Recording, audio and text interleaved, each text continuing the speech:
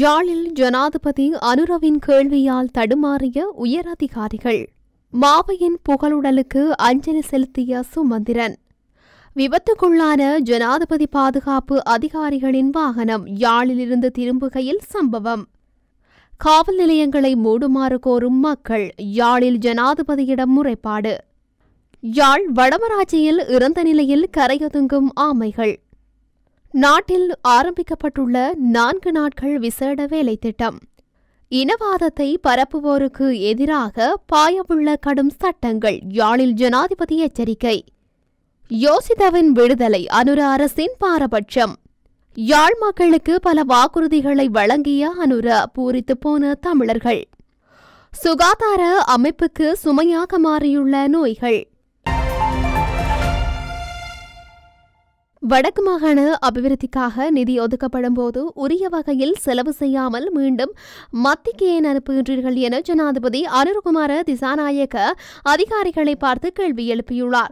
யாழ் மாவட்ட செயலகத்தில் நேற்று நடைபெற்ற மாவட்ட அபிவிருத்தி ஒருங்கிணைப்பு குழு கலந்துரையாடலின் போது வீதி அபிவிருத்தி அதிகார சபை விடயதானங்கள் தொடர்பில் நிதி வேண்டும் என கோரிக்கை முன்வைத்த நிலையில் ஜனாதிபதி மேற்கொண்டவாறு கேள்வியை முன்வைத்திருந்தார். மத்திய அரசால் வடக்கு மாகாண அபிவிருத்திக்காக பல்வேறு நிதி மூலங்கள் ஊடாக நிதி ஒதுக்கப்படுகின்றது. ஆனால் ஒதுக்கப்படும் நிதிகள் பலவும் செலவு செய்யப்படாமல் திருப்பி அனுப்பப்படும் நிலை காணப்படுகின்றது. இந்த மாகாணத்தில் பல்வேறு அபிவிருத்தி நடவடிக்கைகள் மேற்கொள்ளப்பட வேண்டியுள்ளன. இருந்த போதிலும் பல நிதிகள் திருப்பி அனுப்பப்படுகின்ற நிலையில் வடக்கு மாகாணத்தில் உள்ளக வீதிகளை புனரமைப்பதற்கு எவ்வாறு நிதி வேண்டும் என்று ஜனாதிபதி இதன்போது கேள்வி எழுப்பினார். இதன்போது சம்பந்தப்பட்ட அதிகாரி விவரங்கள் தெரியாது தடுமாறிய நிலையில் ஜனாதிபதி மீண்டும் வீதிகளை புனரமைப்பதற்கு எவ்வளவு நிதி வேண்டும் என சரியாக கூறுங்கள், ஏறக்குறைய என்று கதை கூற வேண்டாம்.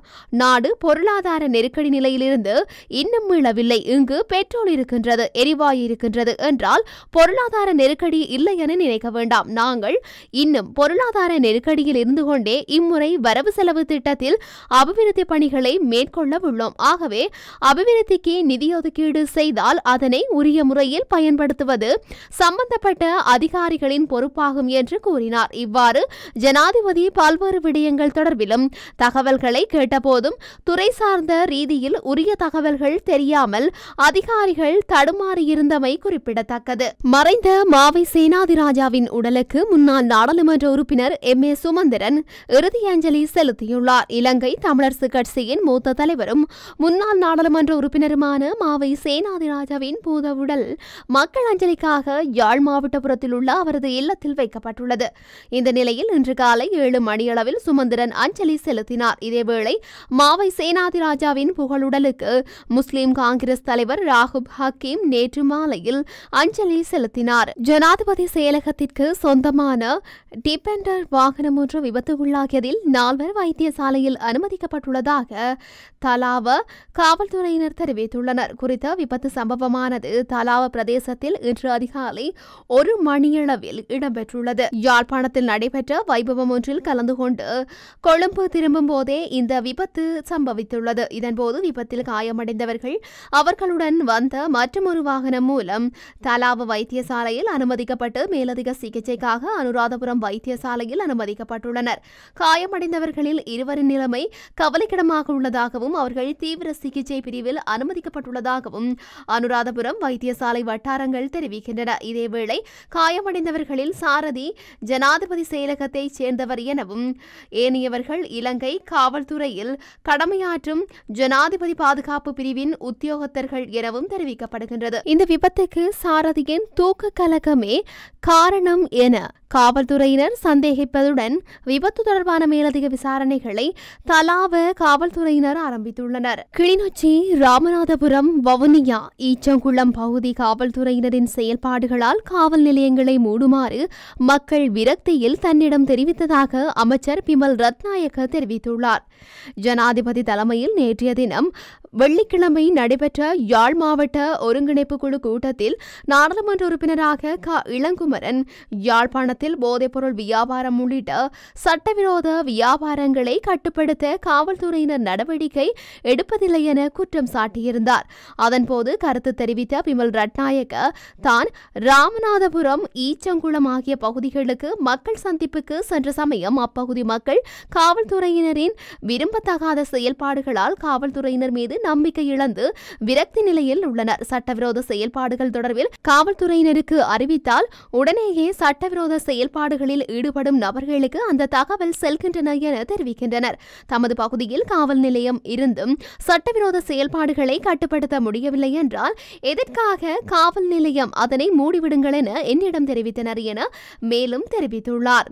அதற்கு காவல்துறை உயர் அதிகாரி ஒருவர் பதிலளிக்கையிலேயே கீழ்நிலை காவல்துறை உத்தியோகத்தர்கள் மீது நம்பிக்கையீனம் இருந்தால் மேலதிகாரிகளுக்கு தகவல் வழங்க முடியும் என தெரிவித்துள்ளார். அதன்போது ஜனாதிபதி வல்வெட்டித்துறை, பருத்தித்துறை பகுதிகளில் இடம்பெறும் சட்டவிரோத மதுபான உற்பத்தி நிலையம் தொடர்பில் காவல்துறை அதிகாரிகளுக்கு தகவல் தெரிவித்தால் அந்த தகவல் வழங்கியவர் தொடர்பில் சட்டவிரோத மதுபான உற்பத்திகளுக்கு தகவல் தெரிவிக்கப்படுவதாக எனக்கு முறைப்பாடுகள் கிடைத்துள்ளன என கூறினார். யாழ் வடமராட்சி கிழக்கு கடற்பகுதியில் சில நாட்களாக ஆமைகள் இறந்த நிலையில் கரையொதுங்கி வருகின்றன. இந்த நிலையில் வடமராட்சி கிழக்கு நாகர்கோவில் பகுதியில் நேற்று காலை 3 ஆமைகள் இறந்த நிலையில் கரையொதுங்கியுள்ளன.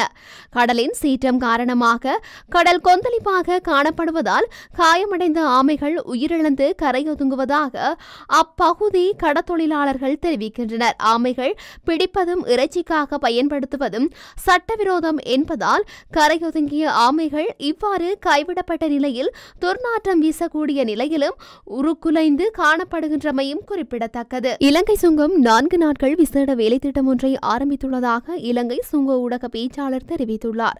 இந்த விசேட வேலைத்திட்டம் கொள்கலன் நெரிசலை முடிவுக்கு கொண்டு வருவதற்காக மேற்கொள்ளப்படுவதாக கூறியுள்ளனர்.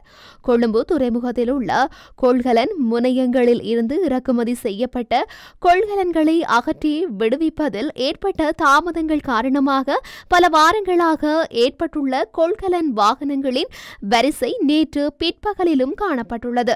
இதேவேளை நாட்டின் 29 முன்னணி வர்த்தக சபைகள் குறுகிய கால மற்றும் நடுத்தர கால தீர்வுகள் உள்ளிட்ட முன்மொழிவை அரசாங்கத்திடம் சமர்ப்பித்துள்ளன.